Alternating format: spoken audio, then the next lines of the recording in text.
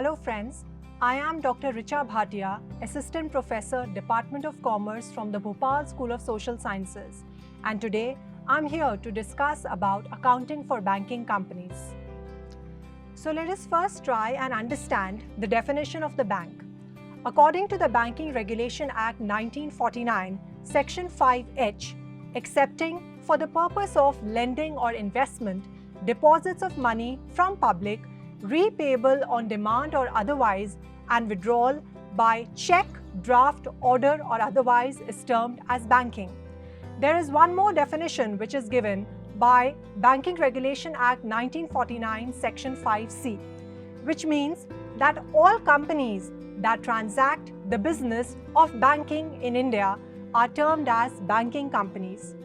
We need to understand here that the banks are governed by the Reserve Bank of India and Banking Regulation Act 1949. Banks usually deal with deposits as well as with credits. But it's important to know that the terms like banking, bank, banker can only be used by those companies which transact the business of banking in India and no other company. There is a very interesting fact to understand that from where the word banking came. The word banking came from the word bank or bankers, which means a bench. Now we are going to discuss the functions of the bank. The functions of the bank are divided into two parts. The first one will be the primary functions and the second one will be the secondary functions. Primary functions are also bifurcated into two. The first one is accepting deposits and the second one is granting of loans. And the secondary functions are also divided into two parts. The first one will be the agency functions and the second one will be the utility functions. Now, we are going to start with the primary functions and discuss the deposits one after another. Now we are going to start with deposits.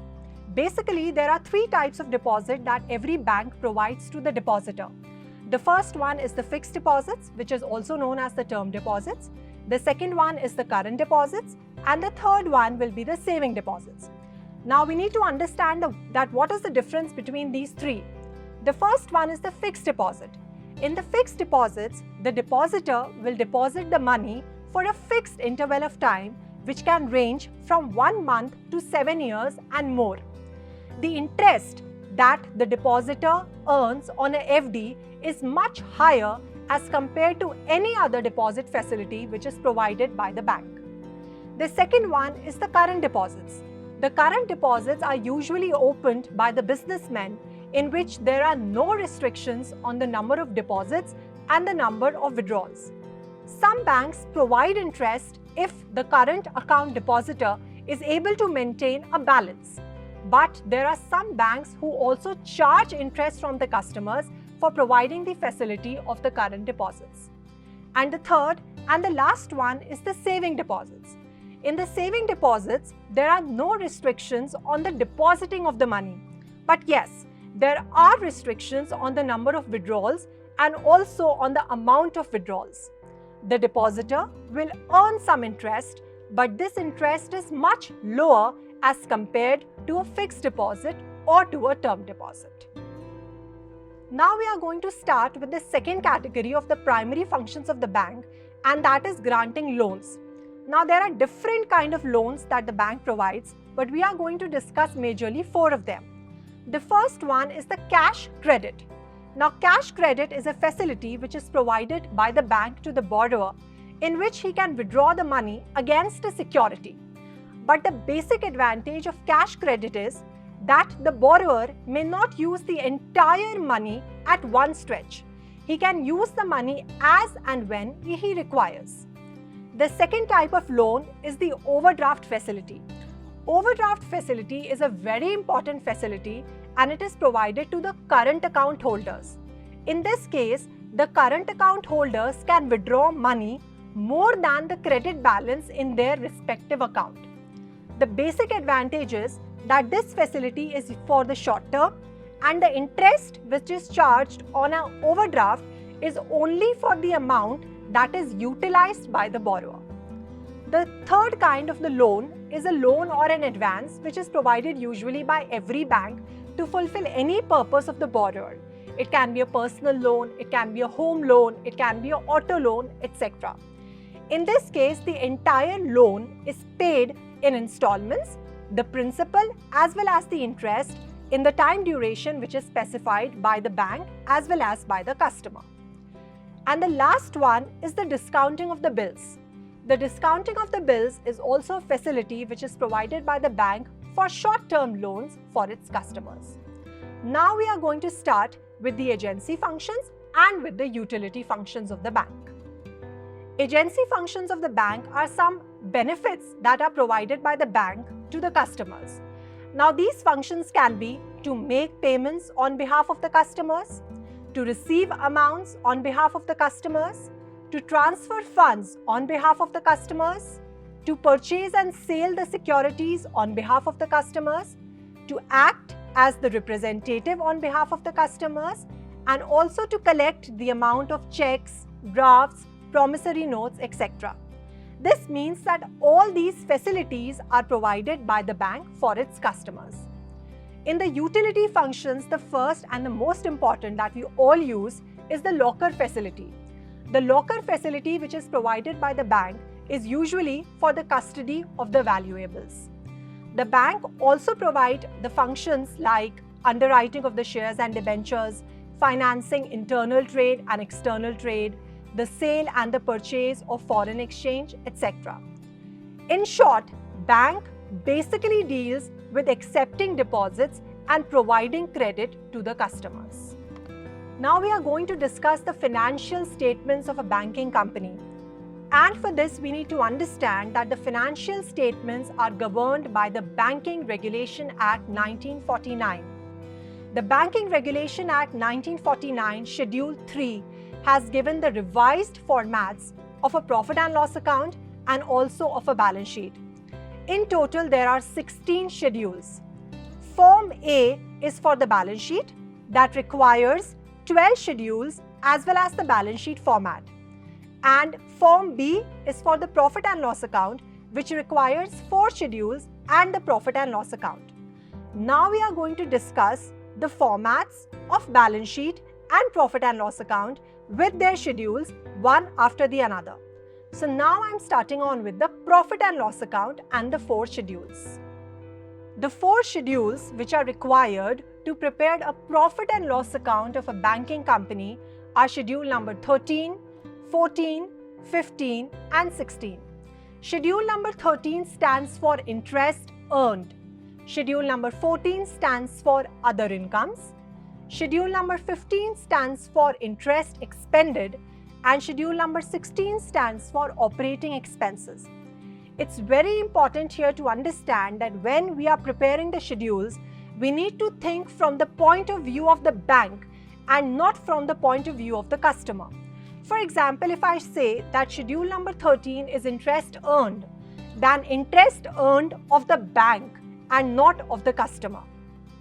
Proper formats are provided as per the Banking Regulation Act 1949, and we are going to discuss every schedule one after the other. Now let's start discussing the first schedule, which is interest earned, and it is schedule number 13. Now we need to understand that what are the items that will come in this particular schedule. So the first item that will come is interest which is earned by the bank.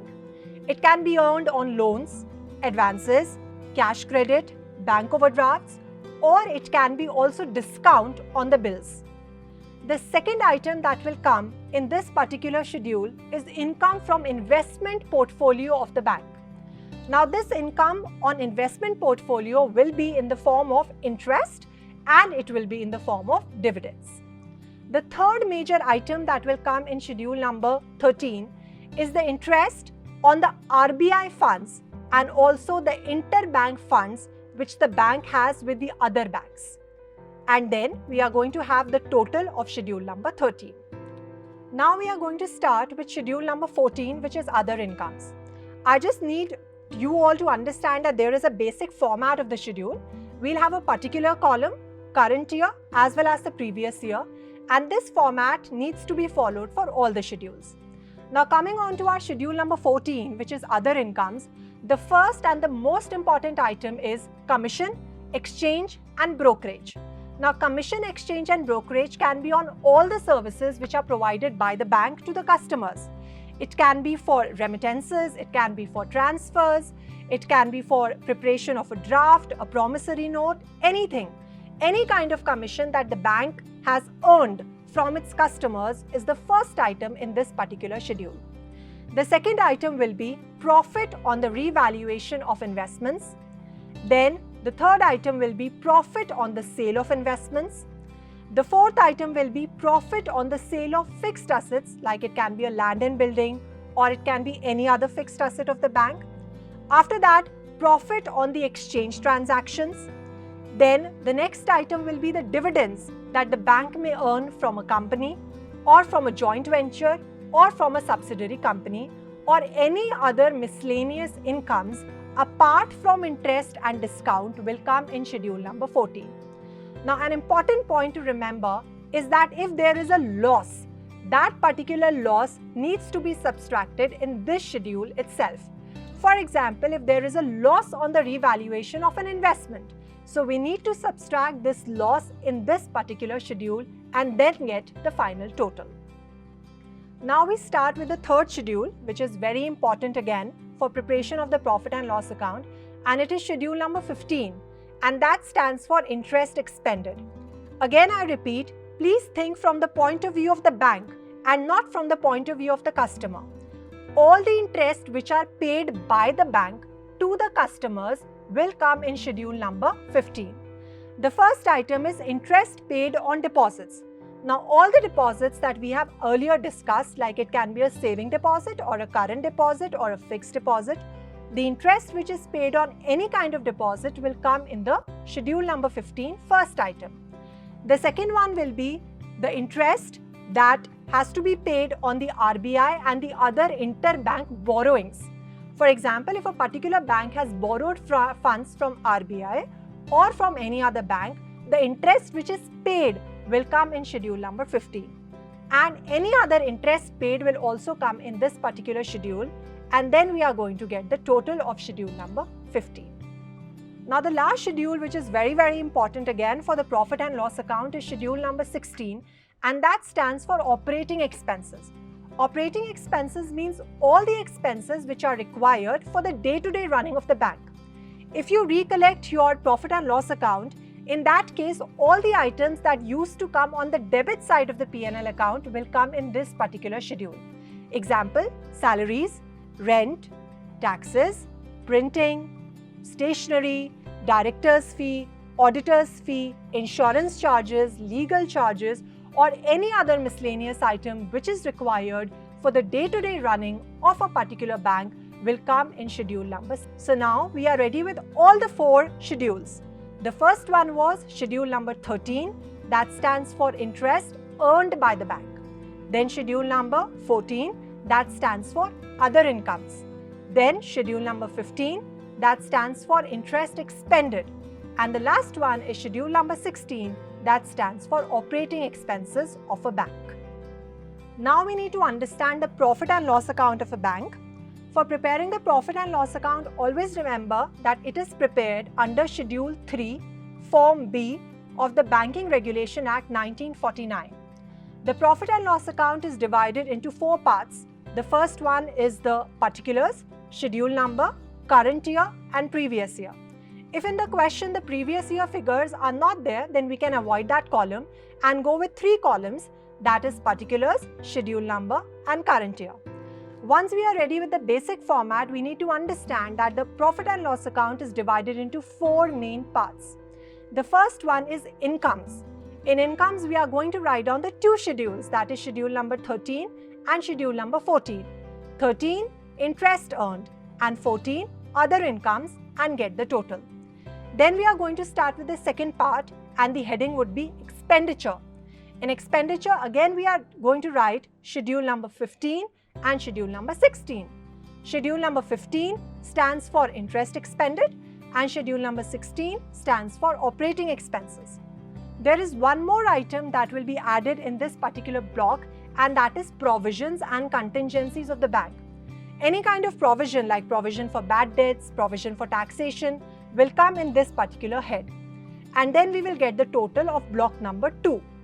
Then we come to block number 3, that is the profit or loss. The incomes minus the expenditure, that is block number 1 total minus block number 2 total will give you the profit for the current year. If the expenditures are more, then it will give you a loss. If the net profit or the net loss for the previous year is also mentioned in the question, then it will come in block number 3. And then we are going to get the total. And then comes the last block, that is appropriations. Appropriation means the division of the profit. And the first important appropriation is the statutory reserve. Now here it is very important to remember that 25% of the current year's profit, I repeat once again, 25% of the current year's profit has to be transferred to the statutory reserve if mentioned in the question or if not mentioned in the question. That is, it is a compulsory appropriation that has to be done. And the other appropriations can be any other reserves that are mentioned in the question. It can be dividends that are mentioned in the question. And then the balance needs to be transferred to the balance sheet and then the total.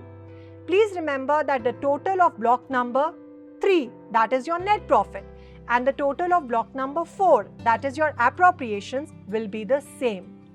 Now we are going to discuss a question for the profit and loss account of the bank, in which I am going to tell you all the 4 schedules and the profit and loss account of that particular bank. So now we are going to start with a question, and that question will help you to understand the practical preparation of all the 4 schedules and the P&L. So let's start. The question says that we need to prepare a profit and loss account for Northern Bank Limited for the year ended 31st March 2019 from the following particulars. I will also tell you the particulars which are given to you in the question. The first one is interest on loan, interest on fixed deposits, rebate on bills discounted, commission, and that commission is charged to the customers, salaries, discount on bills discounted, interest on cash credit, interest on current accounts, rents and rates, interest on overdrafts, auditor's fee, interest on saving bank deposits, postage and telegram, printing and stationery, and sundry charges. So now let's start with the solution. Again, I'll give you a recap. We have to prepare 4 schedules, numbers 13, 14, 15 and 16. So I'm going to start with the first schedule. You all have the items in front of you, and we are going to start with schedule number 13, that stands for interest earned. And please remember the interest that has been earned by the bank. Now we are going to list out the items one after the other. You can have a look at the question and try and find out that which items you want to write in schedule number 13. So the first one will be interest on loan. Now this loan the bank has given to the customers, and therefore interest will be earned by the bank. So this will be the first item. Interest on cash credit. Interest on cash credit is also a facility which is provided by the bank to the customers. So interest will be earned by the bank. Interest on overdraft. You remember that overdraft was a facility that was provided to the current account holders.